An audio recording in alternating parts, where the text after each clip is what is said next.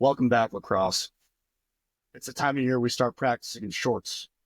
The snowbanks behind end lines melt, and conference play begins. This week we're man up with Princeton's Coulter Mackesy, one of the early Tewaaraton favorites. They have Cornell Saturday, and we have lots to cover. Starting this past week on Friday, March 7th. Dakota Earman looked like DeMatha Rabel in his prime. Lehigh takes down Navy 13-8. Our very own Lakota High, Sigma Chi, Aiden Fry nailed it. Dartmouth was a lock. They defeat Utah 11-9. Yale prevails over Denver 15-10 at home. Hail to King Sang. He went 6 for 8 as Harvard beats the big, hairy-legged Wolverines of Michigan.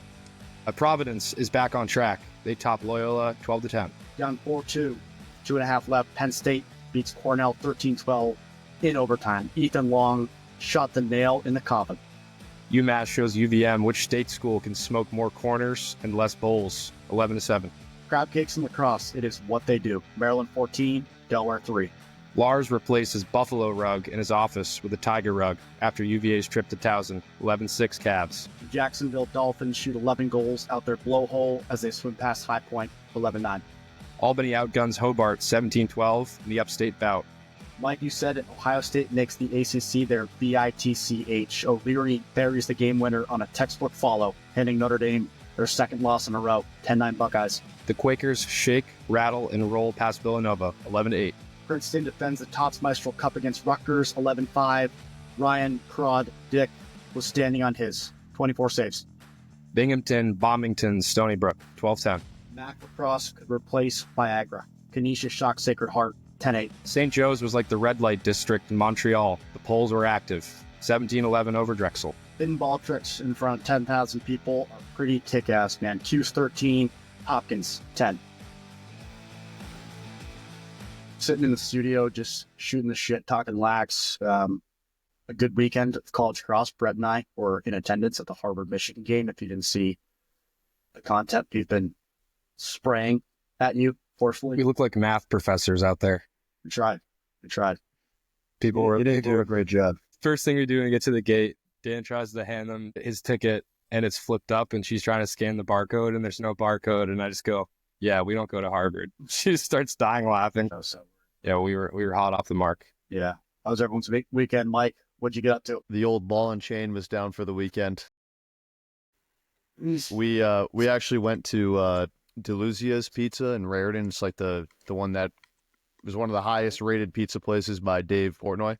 It was fire. It's in Raritan, which isn't too far from Princeton, actually. Highly recommend if you're in the area. Did it have ESPNU? No. It was a shack. It was a shack, and there you gotta wait outside too. There's a line down the street to get pizza at that place. To go watch Syracuse Hopkins. It's a line down the street. That probably means it's pretty good pizza. If there's a line that far. Hayden, by the way, update for everyone. Hayden is now OC season has started or is starting. Yeah, next week. All of our youth season started this week. High school season starts next week. Mike, you're kind of in the depths of high school season down in New Jersey, right? Third practice today, man. Beautiful day in Jersey. It's good to be back part of the game, Hayden, as I'm sure you feel as well. Oh yeah, it's great. It's getting to be that time of the year where the weather is nice, sun's beating down on you. Still got a couple weeks left. This past weekend I was in North Carolina playing some golf. Was there Wednesday to Sunday, so I flew back Sunday. Caught the Hopkins Syracuse game. Good to get a little vacation in, a little golf in before we really pick up with lacrosse here. We're not going to talk much about what happened this past week after the interview. So I do want to ask before we get to Coulter.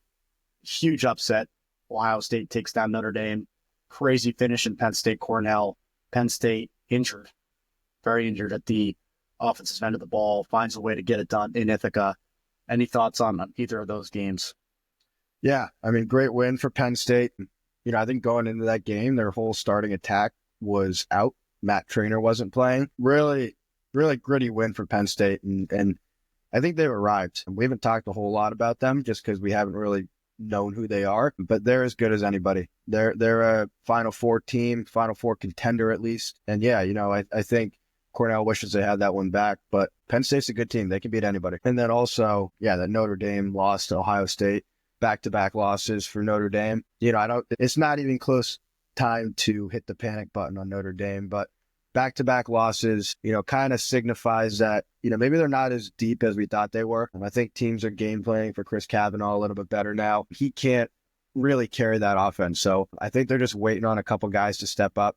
Jake Taylor's obviously great. I think they're still figuring out who that fourth attackman is, whether it's Devin McClain or Behrman. But they need guys to step up. Their defense needs to play a little bit better. And they're still, again, another Final Four contender team, but they got to figure some things out. And there's no better time to do it than this weekend. Ohio State, Mike, you said it. I was just about to say, shout out to Ohio State, man. They start the season with kind of a tough loss to Utah at home, and everyone's kind of down on Ohio State, right? And they have some crappy games, and they've just kind of figured it out the past couple of weeks with 2 big wins. It just makes you think too. I mean, the Big Ten, the top of the Big Ten is good this year, man.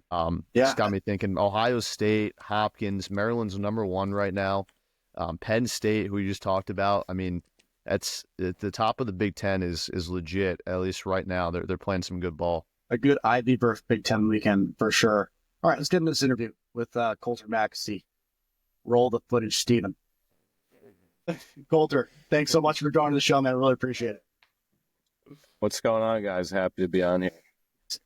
Just want to check in. How's the season going? I think you enjoyed a nice dinner. And I do want to give a shout out to maybe the restaurant and the family you were joined by for a nice meal. Of course. Shout out the Ginder family. Known them for a while. Unreal family. Thank you for taking us to Winberry's, a classic spot down here in Princeton. I took all the boys out. After a long week of dining hall meals, nothing beats a good town restaurant.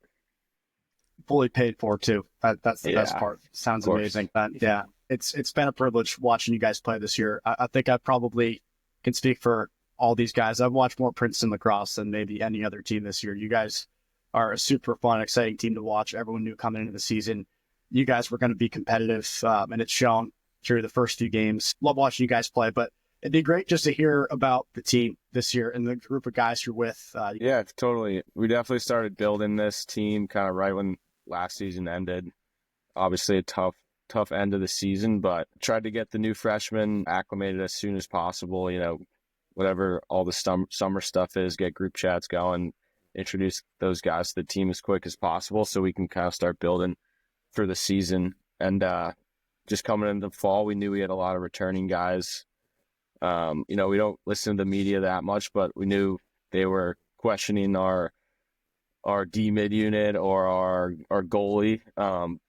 But deep down, we knew that like those 2 positions were like the backbone of our teams and our strengths. And I think, that's shown early in the season. And other than that, just trying to build our chemistry throughout the year. Obviously, we started with some good out-of-conference games to get us ready for Ivy play, and we're just pumped to go up to Ithaca this weekend. That's shocking to me because you're defensive midfielder number 4, Jackson Green. He's got to be one of the better D-middies in the country. He's had a huge impact early on this season. Yeah, he's definitely one of the best athletes I've ever seen on a lacrosse field. Obviously, he comes from a football background, but in high school, apparently he was like all state in football, basketball, lacrosse, just one of the most talented kids on the team. And obviously so pumped to have him help lead that D-Midi group. Him, Coop Mueller, guys like Liam Fairback, Michael Kelly, seniors kind of leading that group. Just kind of the backbone of every team is a good D-mid unit. And especially this year, we're backing on those guys. Yeah, Coulter, you mentioned your goalie is one of your strengths of your team, and Ryan Croddick, that was, I guess, to us, like one of the bigger questions losing John Ficcaro, who I'd like to talk about a little bit. But how good has Ryan Croddick been, and how good of a presence has he been in cage for you guys this year? Yeah, I mean, I've definitely seen it since his freshman year. He's one of the most talented goalies I've ever seen, but obviously took a backseat to Mike G and Griffin Rackhauer and kind of learned a lot from them. And I think got to, see their success and was hungry to get his chance. And I mean, not a bad start for him and just keep carrying us into the season. Yeah, definitely. And then, just kind of going off that, like you guys just went down to Carolina, played Duke and UNC, played against your former teammate, Mike Gianfrancaro.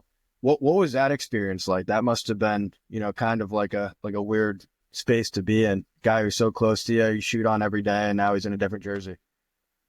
Yeah, it's definitely weird at first seeing him in the Carolina blue, not the orange and black, but kind of after the whistle blew, it kind of just felt like practice. That, you know, like you said, we've gone against each other for 3 years straight, and you know, he had an awesome game, and glad to see he's doing well down there, and not surprisingly is a team captain for them, leading that crew.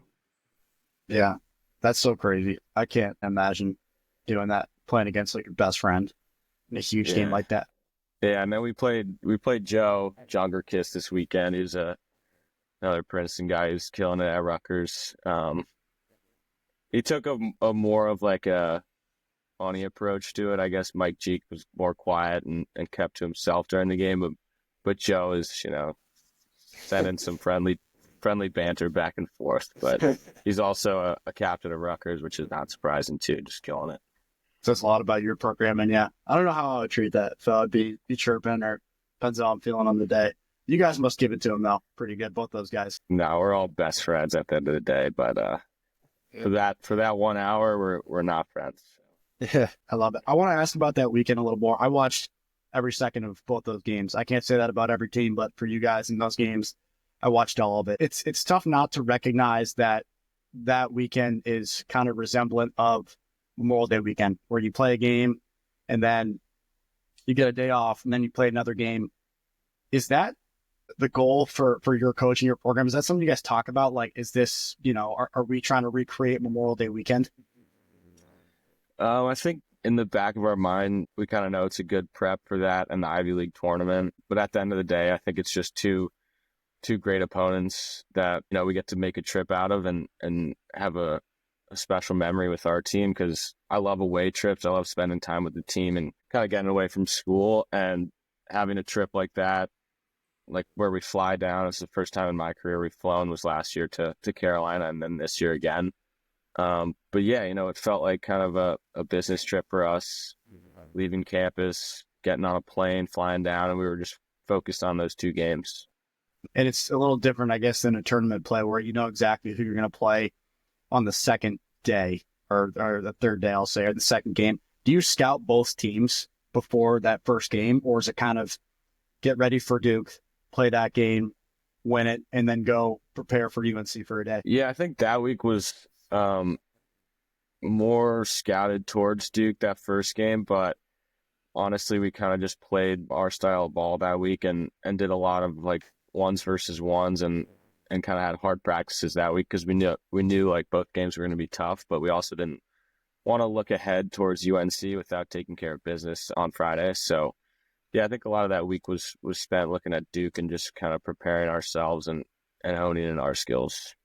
100%. Mike, you're far closer to Coulter in terms of proximity down in Jersey, so I'll pass it to you if you have any questions.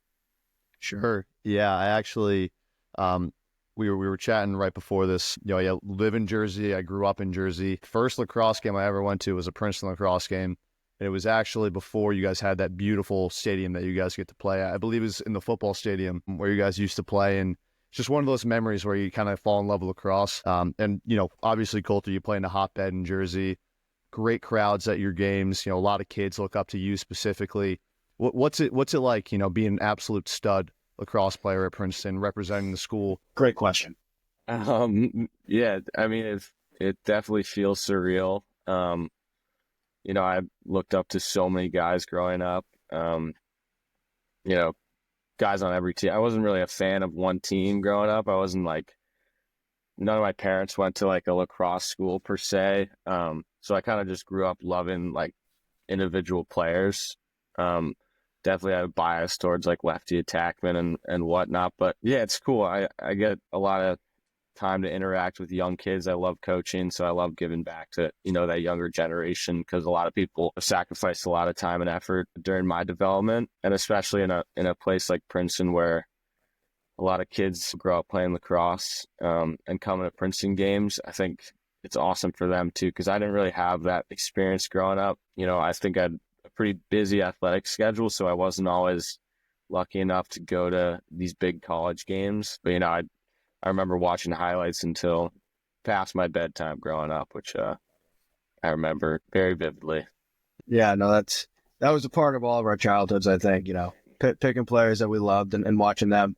I remember last time you were on last year, you mentioned that you were a big squash player too. You still involved in that at all, or have you kind of given that up? Yeah, I still play once in a while. I was in New York this summer, so I got to pick up the racket a few times. Yeah. Play my brother and dad a bunch here and there. But yeah, it's a good mix up. Lacrosse is definitely a little violent here and there, but playing racket sports is always close to my heart. So a good change of pace. I've never played. Maybe we can get a game in one day, Yeah, but we can skip Do that. you have any squash You would highlights get we could throw up? I might. I don't know. Maybe from back in the day. so Probably. I guess we'll stay on it. Like, did you play competitive high school squash? Yeah. So my Brunswick team was like one of the best teams, I guess, in the history of high school squash. We won 3 national championships. No way. Damn. Yeah, two of my That's a little teammates. squash. Two of my teammates actually just won the college championships at Penn, so it was good to see those guys crushing it. But yeah, So is it like singles? Like, is it broken up like tennis, where it's like first singles, second singles, first doubles, Yeah, second so it's- doubles? college squash and high school squash is just singles, but it's high school's 7 per team, college is 9. So you got to win in college. You got to win 5 matches, Gotcha. and then high school 4. Gotcha. Were you getting offered for squash too out of high school?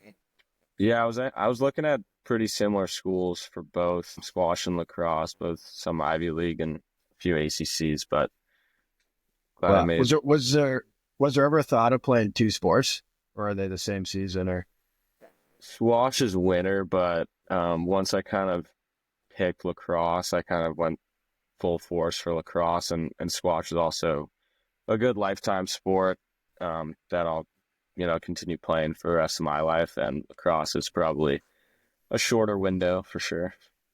I feel like it's one of those sports where like a school is just crazy good at it. You had no idea. Like I went to St. Lawrence, upstate New York. They have a Division I squash team, and it was like hectic going in the gym. Like it was packed. Like there was a ton of people there. Like it was just a riot, and like everyone was all about it. So I've been in that environment. It's pretty crazy. I feel like it's kind of electric if you haven't seen a squash match. I feel like ESPN Plus should be thanking us for this conversation. Yeah. I think people are going to watch some. If you go on ESPN Plus, it probably has squash in front of lacrosse when you scroll over. It's Jai Most Lai. likely. It's Jai Lai, and then it's lacrosse. Jai Lai, that's what it is. Yeah, highlight. Jai Lai. Have you ever No, watched check any it out, Jai though. Lai, Coulter? Maybe in Dexter. But yeah, switching gears, kind of going this weekend. You guys are going to Cornell, first Ivy League matchup. You got the bulk of your out of conference out of the way. You got a couple more down the road, but you're really kind of into the thick of Ivy League play. The Ivy League is stacked again this year. It always is. I think, you could say that you guys in Cornell are at the top of that right now. What are the mindsets going into this weekend, going up to Ithaca, playing a really solid Cornell team? Yeah, it's definitely a game that we've circled for a while. Cornell's definitely had our number for a number of years now. A lot of tough losses, a lot of games that have come down to the wire that have just slipped out of our hands. But we're ready to go. It's a new team this year, and never take a game for granted. But this one's definitely one that we're looking forward to. What do you see from them? What do you see in Cornell compared to some of these other teams you played? Yeah, I just think obviously good across the board, very disciplined, very athletic, good rope unit, and then obviously some star players across the field, but nothing we don't see every day in practice. So we're just prepping to bring our best up to Ithaca. 100%. And you guys have done a lot of amazing things this year, so I don't want to focus on the one loss too much, but I do want to ask about it. I think Maryland, the last few times you guys have played them, they kind of have your number right now, not to say things can't change, but I'm certain just based on the success you've had since then, you guys certainly learned something from that loss against Maryland. What did you take away from that game and playing that team? Yeah, I think, Maryland has had our number for a few years, but I think early in the year, it's kind of no matter what the result is, it's kind of good for our team. No matter what happens, we're going to learn a ton from it and take a ton away from that game. And that game definitely helped us learn, who we were and who we needed to become. And with a good week of prep, I think we took a step forward, but I do think this team hasn't played its best lacrosse yet, and I think that's the scary part. And hopefully this weekend we'll play a full 60 minutes of lacrosse. Absolutely. Yeah, we're all pumped for that game. It's one of our games of the week. I'll let you. It's pretty late, 8:45, so you're probably getting ready for bed pretty soon. But you don't get to talk to one of the best players in the country every day, so I'm sure we all have some quick hitters we'd like to ask. I'll start. Who, in your opinion, is the best defender that you've ever gone against? Probably some George of them. Bond. Okay. Guys like George Bond, another teammate, Colin Molshine. Bunch of studs. Yeah. Good answer. I got a quick one. Who strings your sticks? You have a unique like top string, I guess, and I don't know. I've always been curious. It's a unique way to string your stick. Do you do it, or do you have a guy who you trust? Yeah, I string all mine. I mean, I've been You do? stringing since I was like 12 years old. Wouldn't trust a soul on this earth. I'm kidding. I'm not that picky, but no, I grew up love stringing. Like, I was addicted. Yeah. I actually told a story to my team this week about how much I was addicted to stringing sticks. Were you watching Greg or were you watching Throne? Like who was your guy? Everything, like Yeah? everything. I would like try to screenshot like random photos of like players I looked up to and like zoomed in as much as I could to like Figure figure the out pattern. like what pocket they used, and then like every holiday I was like, I need this stick. I never needed a new stick, but I was like, I need this one so I can like string it up. Okay, I got a question. As someone who strings sticks as well, if you could only string one head for the rest of your life, what head would that be? You can string it as many ways as you want, but you can only pick that head to string it. That's a good question. I mean, I have fond love for the Lakota, so it's hard not to choose that one. Yeah. Good answer. Groundbreaking But, head when it came out. Yeah, I mean, I was on every edition, and they just keep getting better. Yeah, I'm the same way with the String King Mark I Legend. It just keep getting better. Say what you want about their manufacturing system and how they exploit Asia and China specifically, but a Nike swoosh on a head is pretty sexy. That looks, Totally. Say what Yeah. you want. You used a Lakota, didn't you? Traditionally strong. Oh, it's a badass stick. Yeah. It was I switched to mesh. I wasn't John Sexton, so I made the switch over.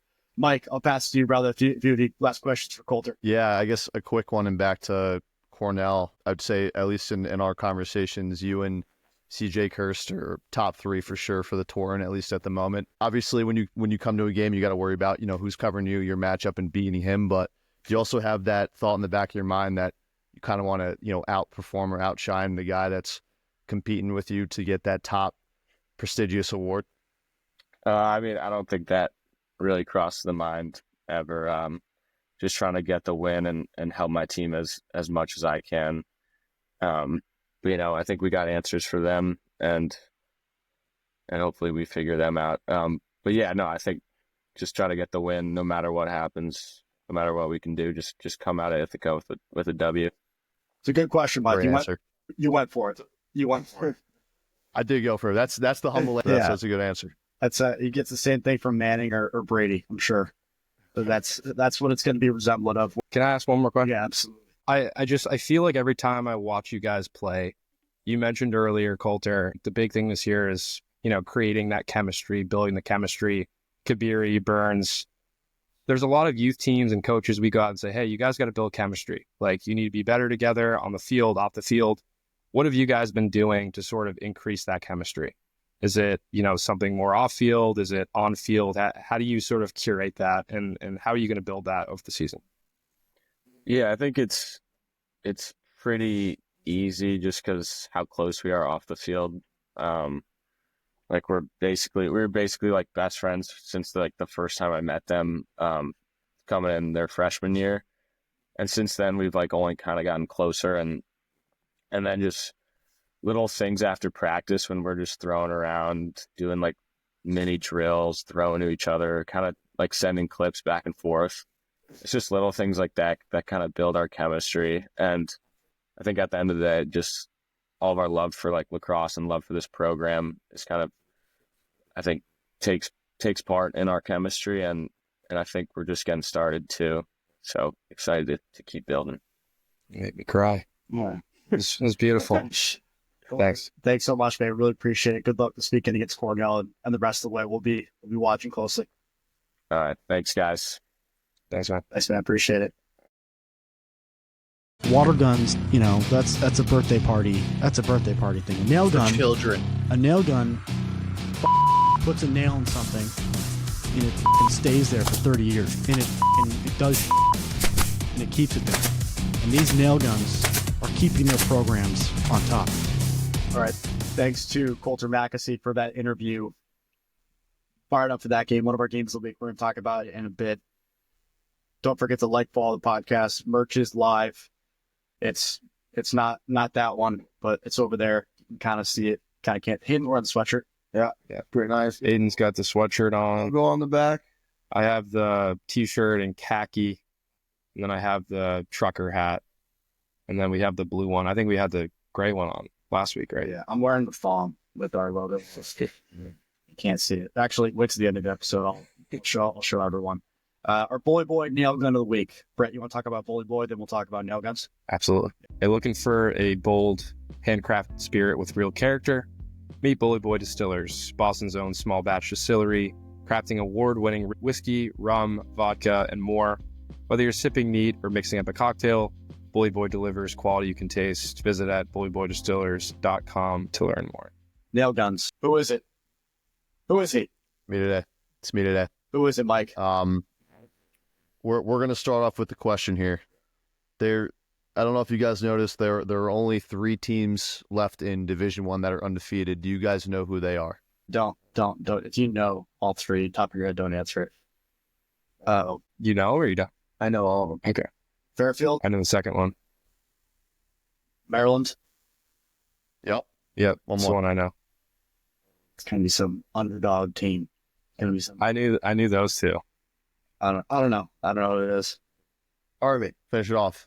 Yep. No. Underdogs. Those are the 3. Disrespectful. One of them I'm gonna is wake up our, with a is gun our in my nail mouth. gun of the week.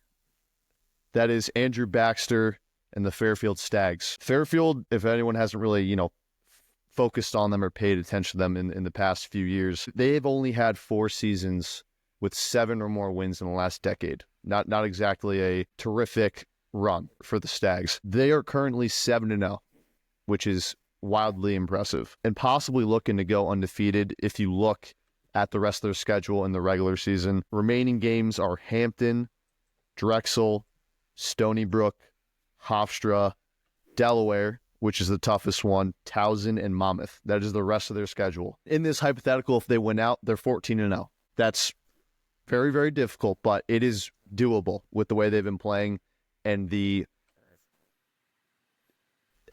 how good the rest of the teams are. Andrew Baxter, who's their head coach, I don't know if you guys know this, he took over in 2019, came over from Yale. He was kind of a part of instilling that culture. 2018, Yale won a national championship. 2019, they were the runner-up. Starts off at Fairfield. People thought it was, it was a really, really big move for Fairfield that was going to, have immediate success. And then, as I just told you, he only had 1 season above 500 since 2019. So didn't really have immediate success. People kind of think Fairfield is a school that it's in Connecticut, kind of a hotbed on the beach, has a lot of cells. How is this team not good? And I understand all that, but I think the reason that they get this award is, even though it's a fun school, even though it's on the beach, even though it's probably close to home for a lot of recruits, it's hard to say at a school that isn't consistently winning. It's just a fact. Year after year, you're having losing seasons. Usually more the top talent doesn't stay there or doesn't go there. It's just kind of how most people choose their schools or if they decide to transfer. Now this team and Andrew Baxter, this culture, this run, they've worked for it. Last year they were 8-7. This year they're 7-0, where we currently sit. Congrats to Andrew Baxter and the Stags. We, along with all of America, are rooting for you guys. Wish you the best of luck for the rest of the year. Yeah, my Love that pick. Fairfield's super exciting to watch this year. And Andrew Baxter's a great coach.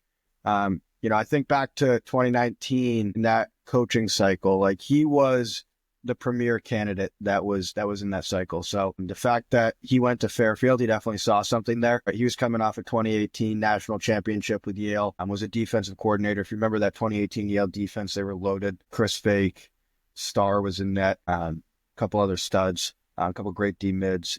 But yeah, Mike, love that pick. Love what Fairfield's doing. It's good to see like a really true non-blue blood, kind of rise the ranks a little bit, trend upwards, and become a really exciting school, I think, for this year and for years to come. I'm going to push back because I have free will. Sounds merely familiar to a team that started out hot last year.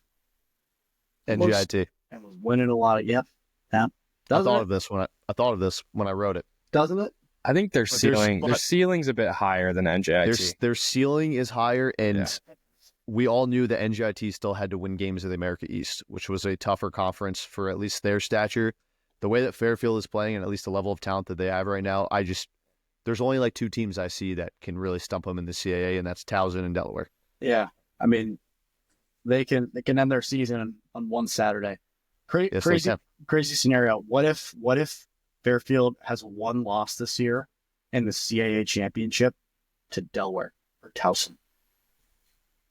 Yeah, do they make the tournament? No.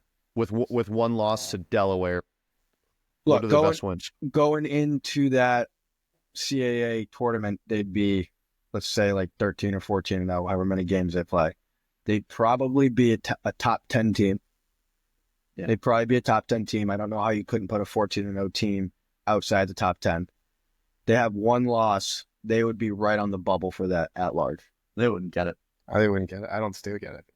They wouldn't get it, and it's just because they don't really have good enough wins. Their best win right now is Lehigh. Yeah. But Providence is a good win, and Brown's a good win, I guess. Yeah. Say they beat Delaware and Towson in the regular season. That's a pretty. They'll beat Delaware, Towson, Lehigh. Lehigh's a big one. Lehigh's going to win some games. They won the Patriot League last year. Everyone gives them shit. They beat Navy already last week. Yeah, handily. Yeah, we'll see. I'm excited to watch them though. They are a very exciting team to watch. Couple studs. Radishish is a guy that we've talked about. Keegan Lynch, Devin Lamprin, two really solid attackmen. One guy, number 54, Luke Okupski, is a guy that we haven't really talked about. But if I were to make an all underrated team in college lacrosse, Luke Okupski would be on it, number 54 for Fairfield. That's actually a good idea too. We should definitely ponder on that. Doing an all underrated team. Yeah. One of our segments. You'd be like an all guts. That'd be a good one. All guts, no glory team. Speaking of all guts, let's get into it, shall we? There are some other stories we want to make sure we cover our all guts section. All guts, no glory. All guts, no glory. What we got? All guts, no glory update. Last week we were 11-7 on the year. We're 37-30. We have spreads in the lineup now. Hey, Mike, you guys have 2 timeouts. You can use them however you wish. If you want to talk about a spread, if you want to talk about a team, please use them. There's some good games in this list, starting with Loyola at BU Patriot League. Matchup between these two teams. BU's 2.5 goal favorite at home. We're taking BU. Hobart at Dartmouth. I disagree with the pick here. Hobart at Dartmouth. Dartmouth is a 4.5 goal favorite at home in this one. CLG pick is Dartmouth. Next, we have Towson -1.5 at Delaware. They're going to host at home. Again, 1.5 goal favorites. We are going with Delaware in this one. Second, we have Duke at Richmond. We're going with Duke. Timeout. Yeah, I feel like this one's got to be talked about. This is just so similar to when I was saying Ohio State making the ACC their bitch. What about Richmond, man? Richmond beat UVA. Tell me they can't beat Duke at home. They beat UVA at UVA. Playing at home, that place gets packed. Good home crowd and a well-coached team who's having a pretty good year. Who's to say Richmond can't pull that out? Duke did win this game big last year. That's the only thing that gives me some pause there. Different team. Yeah. No spread out yet on that game. We'll come back to it and feed the family. Duke play tonight, so that makes sense. Nice game. High Point at Georgetown. Georgetown 8-goal favorites in this one. Crew's obviously going to take Georgetown in this game. Big spread, though. UMass at Rutgers. We don't have a spread because we live in Massachusetts. Mike lives in New Jersey. We're taking Rutgers. We got Brown at Penn. Penn is -3.5. What's Brown been up to last week? Who do they play? This is my timeout. Yeah. I think Brown had a shaky start. Start on Penn. They're coming off a good win against Villanova. Obviously had those 2 losses to Duke and UNC and then Georgetown in the first week. So they've lost to some good teams. I think this is Brown's kind of coming out party. They beat a good Bryant team last week, lost to Georgetown the week before, and then beat Providence the week before that. So Brown's an interesting team, new coach, new identity. One guy I really like is Connor Foley, the goalie.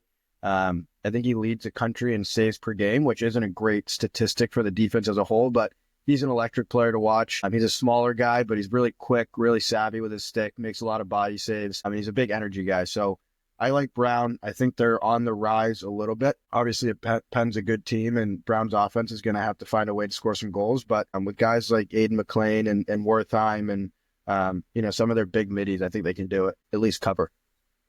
Yep. We have Penn in that game. Next is Yale at Harvard. Harvard is -1.5 as well. We just saw them at home. They were electric. I believe we might be on site for this. Maybe. I guess it's undetermined, but possibly we'd be back. We have Harvard winning that game. This is my timeout. Yeah. I'd be glad if we got some boots on the ground there. But you asked me 2 weeks ago if I would have called the timeout here. No, but after the way that Yale handled Denver, they finally got that signature win, and it just makes this game that much more interesting. Harvard is a good team. They've proven they can beat good teams with that win in the Dome against Cuse. This is an Ivy League conference game. Everyone knows how competitive this league is and how important every game is for RPI and to make it to the Ivy tournament. So this will definitely be a good battle. Notre Dame 5-goal favorites at Michigan. Notre Dame trying to bounce back here. We're obviously taking Notre Dame in this one. Can't see them losing 3 games in a row, but who knows? No one was expecting that Ohio State victory. Marquette at Utah. Utah 3.5-goal favorites. Crew's taking the Utes. Next we have Villanova at St. Joe's. St. Joe's is 3.5-goal favorites. Collectively, we have St. Joe's winning that game. Next we have Albany, who's -1.5 at Bryant. We decided on Bryant. Bryant, do you remember last year, the start they had, some of the wins they had? They were hot. They had some good players. Johnny Hackett was in the team. They somehow missed the American East tournament, which didn't make any sense. I think they were like 4-2 in conference, coming down to the wire. Somehow, I don't know. All I'm saying is they're going to be attacking this league with fury because they have a lot to prove this year. I'm sure they thought if they were in the tournament, they could have won it. So excited for that game. Excited to see Bryant attack their conference. Stony Brook 1.5-goal favorites at Hofstra. Crew's taking Hofstra at home. Hopkins 5-goal favorites at Navy. Navy won this one last year in overtime. Jackson Hewitt scored the game winner. Crew's taking Hop. Next we have Ohio State -2.5 at Denver. The Crew has Ohio State. Obviously impressive performance last weekend. Timeout. I think it's due time that we put some respect on Ohio State. Long ago in week 1, they lost to Utah 19-13, and I think we all kind of piled on Nick Myers in the Ohio State program. It wasn't just us; it was everybody in the lacrosse world. Since then, they've won 7 straight, including beating Virginia and Notre Dame last week. So they're legit, and I think against that, in that Notre Dame game, we saw that they're a poised team. They have some studs. I think it was just a matter of time that they needed to kind of put it all together. But, their defense is great. Fayok and net, Van Buren, obviously 2 studs down there. And then, Alex Marinier, the Canadian attackman, 24 goals, 1 assist. And then a whole lot of other guys. They're just like a big team on the field. Still, I don't think they're as skilled as a team like Notre Dame or Virginia, but they have athletes. They have Big Ten athletes. They're 7-1 now. Now they're getting into the bulk of their schedule. We always kind of look at their schedule early on. They play Utah, Detroit Mercy, Cleveland State, Bellarmine, Air Force. It's like, what are you guys doing? All right. Now they play Denver, and then they play Penn State, Rutgers, Hopkins, Maryland, and Michigan. So they're in the bulk of their schedule. If you want to call it good scheduling by Nick Myers, kind of get some cupcakes out of the way and then, get ready for Big Ten play and some of these out-of-conference games. Ohio State is back. They're, I don't want to call them a Final Four team just yet. They have a lot to prove, but, they proved it this past weekend that they can beat anybody. Yeah. Yep. Excited for that. Then we have Jacksonville traveling to Chapel Hill to take on the Tar Heels. UNC is 8.5 goal favorites. Pretty unanimous there that we have UNC. Both those games, Ohio State, Denver, Jacksonville at UNC on Sunday. Moving on to our games of the week segment. Don't forget to like, follow, all that good crap. We're very lucky, to say the very least. These are our games of the week. We have 3 games of the week. Our games of the week. We're just fired up to present to you our games of the week. These are our games of the week. You just heard the soundbite, and we said it 3 times. And I'm so fired up for all of them. Maryland, 3-goal favorites at Virginia. This one's on Saturday at 4 p.m. on ACC Network. Great time for a game. You have no excuse not to watch it. No excuse. Nothing else is on. Nothing. Nothing else matters. It's Saturday at 4 p.m. besides Maryland and Virginia. We're going to start with matchups. Mike, you got some great notes. I'll pass it to you. We'll talk about McCabe Millen and the question everyone is asking. The question that everyone is asking that has been called in on our podcast, I think mentioned twice, is McCabe Millen soft as a baby's ass? He's going to be in a good matchup. He's going to be covered by Will Schaller, who has been having a year and really emerging as a top defender after being the number 2 last year.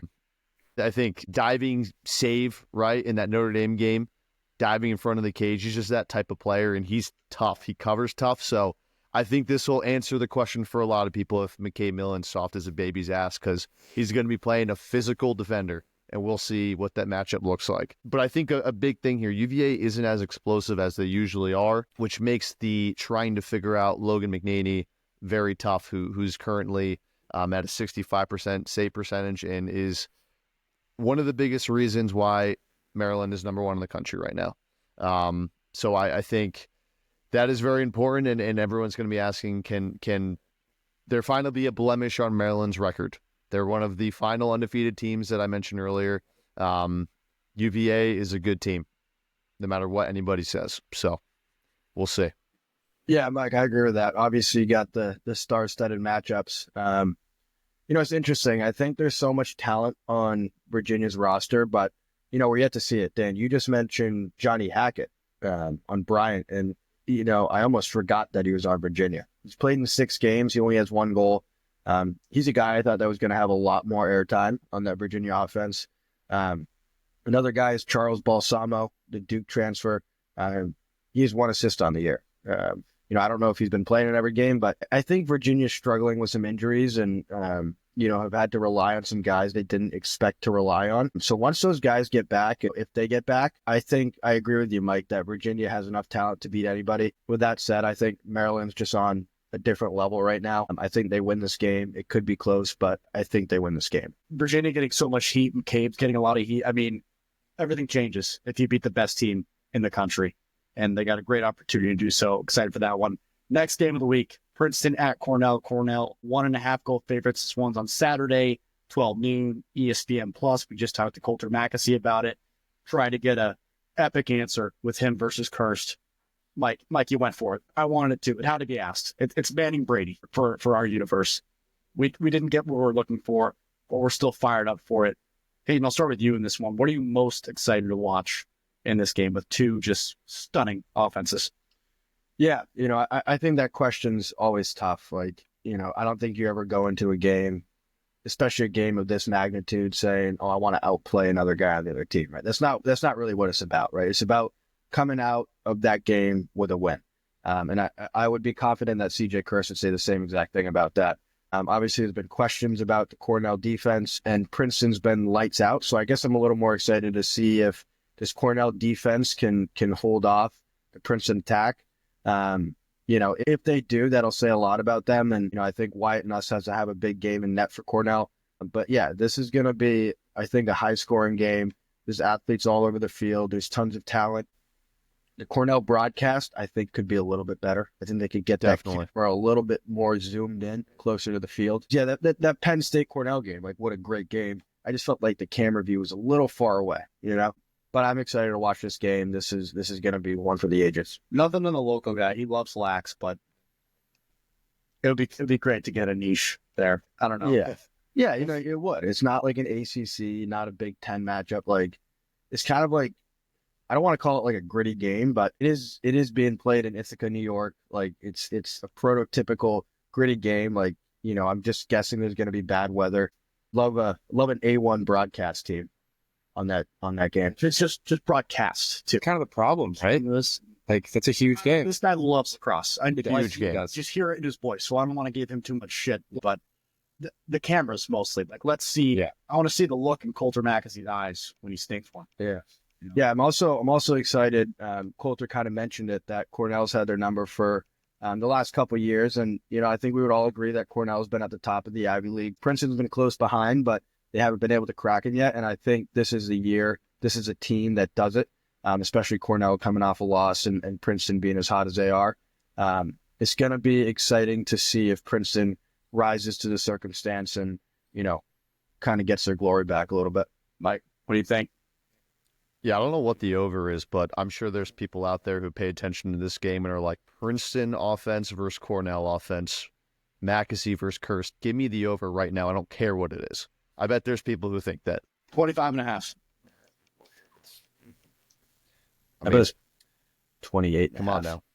But the one matchup I'd like to point out, and Coulter mentioned, Colin Mulshine, one of the toughest defenders, he's ever had to go against. Obviously, that's in practice. He's on Princeton, but he was a first-team All-Ivy last year. He's going to be on CJ Kirst, who is the favorite for the Tewaaraton right now. That'll be a good matchup to keep an eye on. You love your matchups. Can't say enough great things about this game. Need to watch it. Next game of the week, our last one, also Saturday at noon on ESPN Plus. Army at Lehigh. Army is 5.5 goal favorites in this one. A lot of you are probably asking, why is this a game of the week? What are we doing? Why are you wasting 5 minutes of my commute talking about Army at Lehigh? Well, here's why. We haven't talked about Army enough. The future leaders of our nation are playing unbelievable lacrosse on both ends of the field right now. And I am embarrassed of how little I've watched of them this year. Hell, I watched them play Holy Cross for a lot of that game. I think it was at a weird time. For some reason, I had it on. And they were playing two different games. Like, it didn't, I felt bad for Holy Cross. Army just looked different, older. Same thing with Yale, too. I watched Yale. Yeah. And they just looked bad. And then Lehigh, we talked about earlier in the episode, they're getting all this shit for the slow start they had. They just beat Villanova. You'll edit this. They just beat Villanova and Navy. They beat Navy handily. And they won the Patriot League last year. Say what you want about Lehigh. They can make a run. They got a great head coach. They have some ball players, some great recruits who are super talented and do things in games that you say, wow. So I'm personally fired up for this game. It's going to be a defensive battle. So, Mike, I'll let you talk about it first, specifically Army. Talk about offense first, whatever you want. All right. I'll leave the offense to Hayden. But I do think, for obvious reasons, Dan mentioned a lot of them, Army is in the at-large conversation, obviously. With the loss to Lehigh, who is a Patriot contender always, won it last year, as Dan said, it just makes you think they cannot lose to Lehigh. They can't. They want an at-large. Obviously, you're going to win a conference championship. Everybody is. But if they don't, a Lehigh loss would loom large at the end of the season. But Army has guys at every single position that you need a guy at, which is why they're a top 10 team. Just to name a few, at attack, Jackson Eicher, midi, Evan Plunkett, defender, AJ Pilot, who's an eraser, and their goalie, Sean Byrne, has a 73% save percentage. Holy crap. We're talking about monsters all over the field that are just statistical nightmares for other teams. But then you have Lehigh, like you said, Dan, terrible start to the season, but they're 1-0 in Patriot League play over a good Navy team. They won it last year. They know how to win. They have that culture. And Lehigh always has good guys on their team. Richard Checo, who we've mentioned before, naming one defender. He's probably one of the best statistical defensemen in the game. His 19 GBs and 14 cost turnovers already, which is crazy. And they also have a good face-off guy in Sean Dow, who's at around 60%. It was second team all Patriot League last year, so it's going to be a defensive battle. This is going to be a really fun one to watch. Yeah, Mike, I agree. I kind of just want to mention a couple more guys that, you missed among that cast of characters you already said. Christian Fournier, their LSM, leads the country in caused turnovers per game. He averages 3.8 caused turnovers per game. Sean Byrne, their goalie, who you mentioned, leads the country in save percentage. They have the number one scoring defense. They let in 4.67 goals per game, right? And then, like you said, they have studs on offense as well. I think some of these statistics are a little skewed because of the schedule that they've played. They really haven't played an elite schedule, I would call it. They beat UMass, Rutgers, Mercer, Lafayette, Holy Cross. They're 6-0. But now they're kind of getting into the bulk of their schedule. This, I would say is probably going to be their second or third toughest game. But like you said, Lehigh's a good team. It's Patriot League play. This could be a little closer than you think. What was the spread? 5.5? Yeah, I think it could. That's a good line. I think, I would expect Army to kind of blow that out of the water, but Lehigh is a good team that's scrappy and is going to fight in this game. But yeah, Army is just a top tier team. Through these 6 games, they have one of the best clearing percentages in the country. Get some of top 10 in ground balls per game. They're just all over the tops of these leaderboards and statistical categories. So, I agree. We haven't talked about them much, but I also think it's because they haven't played really a marquee game. Of course they cleared better than anyone. Yeah. They're armed. Of course. It's all discipline and practice. I will tell you one of the most Surviving. the game that I think I'm most excited for the month of March, Dominating. it's UNC, March 29th Where is that? at UNC. Circle it. See if I have enough points. Really good flights. Yeah. Hotels. No, I'll save in the car for that one. But that's, yeah. Also, UNC, their stadium broadcast panned over to the side that the camera's shooting from. You ever seen that before? I don't think so. It's packed. There's 4,000 people for a big game. Yeah. From like the Princeton game, it was a Sunday too, early Sunday. Everyone goes to lacrosse games on Sundays in North Carolina because no one's doing anything. You go to church and then you go watch Tar Heels. You get golf, afternoon round. And then you play AT and have a transfusion. But there was it's amazing. UNC is setting themselves up to get A1 broadcast from ESPN. They're setting themselves, if they keep winning games, they're going to get Anish, they're going to get Quint, whole crew, the whole team is going to fly down. Yeah. Yeah, and you're saying this because the typical view, it looks like there's no one ever there. Right. Because, yes, with the sideline, the teams room, it looks like, there's 8 people there. It doesn't even look like their parents showed up. But you pan back over, and that's what will happen with a day one broadcast. We're not going to get it. But back to these games, if you could go to any one of the 3, which one would you go to? I got to say Princeton at Cornell.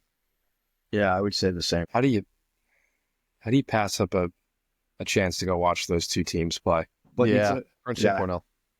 Klockner, though, too. Especially after just heartwarming from Coulter, just his presence. Just want to go watch him execute, personally. What do you guys like in these games? Maryland at Virginia first. Maryland. Princeton at Cornell.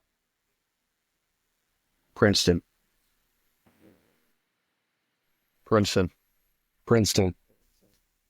Love it, Coulter, but I got to go Cornell. Army at Lehigh. Next question. Let's move on. Does Lehigh cover, though? Does Lehigh cover 5.5 goals and feed our families? No. I like the spread. Like Lehigh spread? You like Lehigh spread or Army spread? Lehigh spread. What other spreads do you like, Mike? We getting right into it? Yeah, let's feed.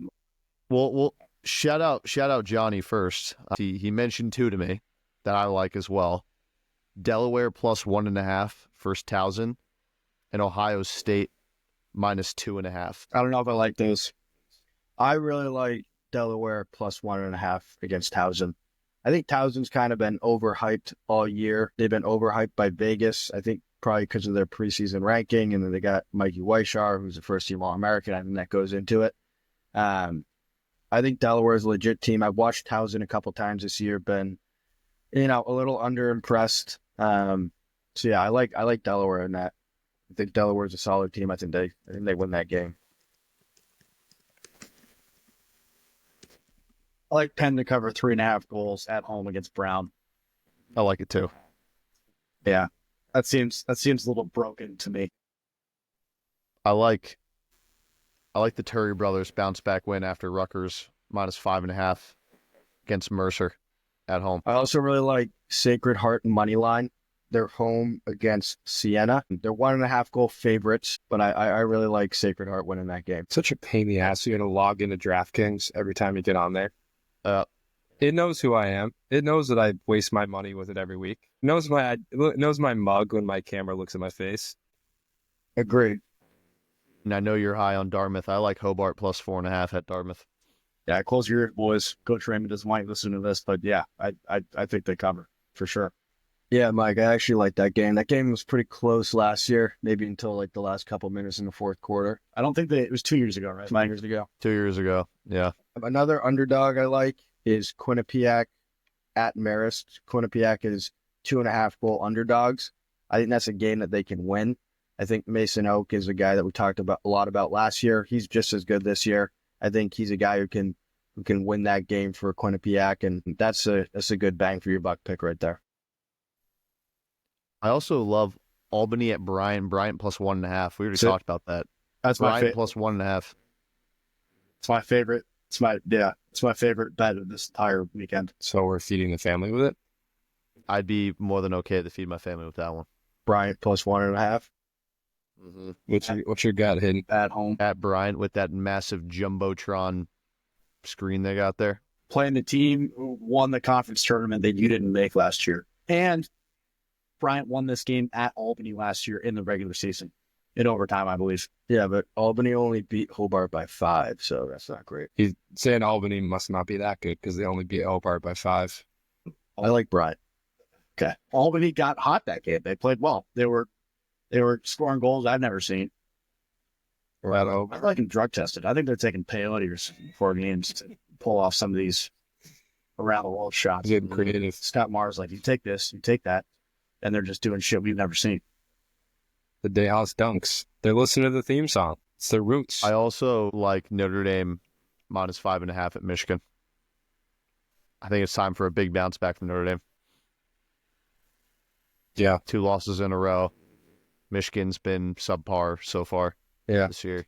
Yeah, no, I mean, I think going through this, there actually are a lot of good bets this weekend. I think, like, looking at it, I feel a little more confident than I have the last couple weekends. But yeah, I mean, if we want to feed the family, I'd say Bryant +1.5 at home is kind of the best underdog bet that I've seen. I like it. I like it. The Notre Dame game last year, too, against Michigan, that was a blowout. I think Notre Dame won by a lot. I think they can do the same thing. I think Michigan's at a bit of a crossroads now. Okay. Enjoy the beautiful weather. And if you're thinking about going outside and doing something fun with family, friends, maybe a loved one, don't. Sit on the couch, watch Lax, or go to a game. Come to the satellite. Yeah. Give us a call. Give us a knock. We'll let you in. 3 knocks. You know it's for Lacrosse. Thanks all.